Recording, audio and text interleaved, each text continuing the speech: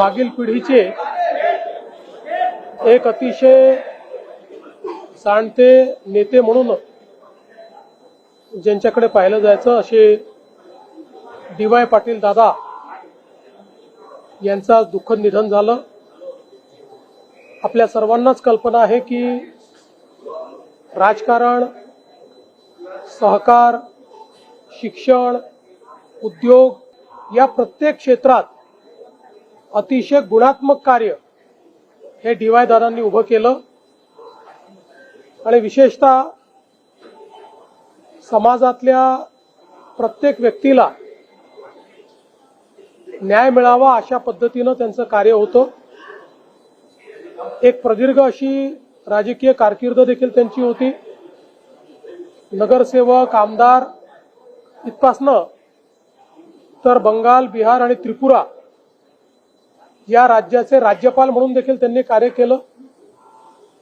आपल्या विविध संस्थांच्या माध्यमातून एक मोठं शिक्षण क्षेत्रातलं साम्राज्य त्यांनी उभं केलं।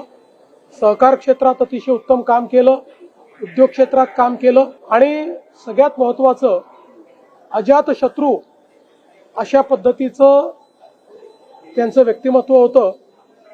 समाजातल्या सर्व लोकांची, सर्व पक्षाच्या लोकांची, सर्व विचारांच्या लोकांची अतिशय सलोख्याचे त्यांचे संबंध होते। मला देखील अगदी जवळून त्यांच्याशी संपर्क ठेवता आला आणि निश्चितपणे त्यांचं जे व्यक्तिमत्व होतं ते अगदी हवंहवंसं वाटणार अशा प्रकारचं व्यक्तिमत्व होतं। त्यांच्या जाण्यामुळे निश्चितपणे जुन्या पिढीतला एक जाणता नेता, एक द्रष्टा नेता आपल्यातनं निघून गेलेला आहे। मी त्यांना विनम्र श्रद्धांजली अर्पण करतो।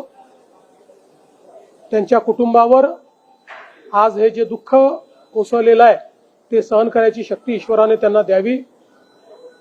श्री सतेज बंटी पाटीलजी यांच्याशी माझं फोनवर बोलणं झालं। त्यांना माझ्या शोक संवेदना मी दिलेल्या आहेत आणि पूर्ण शासकीय इतमामात त्या ठिकाणी त्यांचा अंत्यसंस्कार व्हावा अशा प्रकारचे निर्देश देखील देण्यात आले आहेत।